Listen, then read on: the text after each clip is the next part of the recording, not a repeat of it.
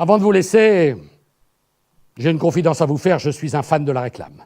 Je suis à l'affût de la moindre campagne publicitaire. Croyez-moi, je ne suis pas le seul.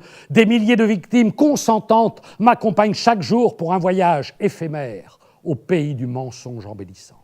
Un pays où la vie est moins chère, où le papier toilette fleure la violette, où la savonnette porte un nom de star. Un pays de rêve où Vanessa Paradis symbolise le parfum et Amanda Lear l'aftershave.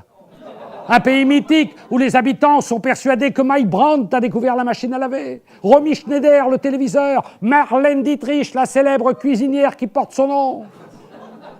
Dans un pays mythique, seule la star accède au sommet du mythe parade. Dave, ancien chanteur international, devenu ambassadeur des fromages de Hollande. Ce qui prouve bien qu'on peut être gay et apprécier les dames. Isabelle Adjani se fait mousser chez Luxe et dans les foyers, des milliers de ménagères se mettent à rêver, persuadées qu'elles aussi seront un jour enlevées par le brillant chevalier Ajax. Le rôle du publicitaire, vous faire dépenser votre argent en vous expliquant comment faire des économies. C'est par économie que je me brosse les dents et lave mes pulls au dentifrice. Car, comme le dit la pub, seul le dentifrice garde la laine fraîche et protège les mailles. La publicité est indispensable. Que fait une poule quand elle a pondu ? Elle caquette pour annoncer partout la bonne nouvelle. Que fait une oie ? Elle fait rien. Moralité, tout le monde mange des œufs de poule, personne ne mange des œufs d'oie. Un autre exemple. Croyez-vous qu'un soda, qui a la couleur de l'alcool, le goût de l'alcool, qui pourtant n'est pas de l'alcool, ce serait aussi bien vendu si on s'était contenté d'affirmer « c'est bon, c'est frais, il y a des bulles ». Ah bon, c'est quoi ? C'est le soda inconnu. Bon, elle va mieux marcher le 11 novembre, celle-là. Le savoir-faire du publicitaire est de faire savoir. Sans lui, auriez-vous craqué pour le pâté de crocodile lancé sur le marché par la maison William-Saurien ? Vous seriez-vous laissé tenter par la moutarde fluorescente, la seule qui permette de manger des hot dogs dans l'obscurité sans vous bouffer les doigts ? Contrairement à ce qu'affirment quelques mauvaises langues, je ne crois pas que le passage d'extraits de films à l'intérieur d'une campagne publicitaire puisse nuire à la bonne compréhension d'un produit. La campagne du café grand-mère a très bien supporté d'être coupée à plusieurs reprises par le cycle Jean Gabin.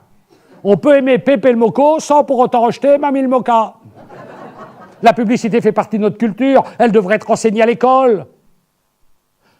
Vous imaginez un candidat en philosophie qui se torture les ménages devant un sujet de type Jacques Vabre a dit « Je n'ai que des cafés acquis. Pensez-vous qu'il y ait des caféinés ?» Tout comme Jacques Séguéla, je suis un fils de pub.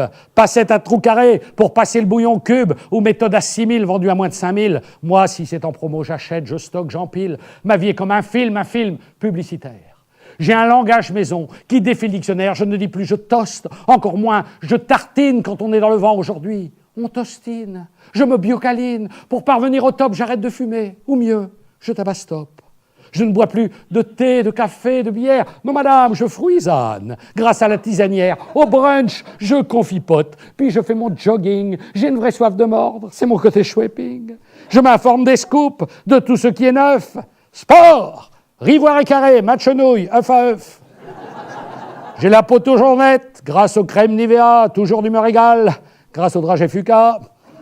J'ai une place pour chaque chose, ça me facilite la vie. Le salut, c'est Jésus, le dépannage, Darty. Ainsi, grâce à la pub, je suis devenu moi. Moi, le seul être unique, moi. Jean-Claude Duquesnoy, un être exceptionnel, étonnant, remarquable, un type recherché, une perle introuvable, un gars original, bref, un mec du tonnerre. Il n'y a vraiment pas de limite à la pub mensongère.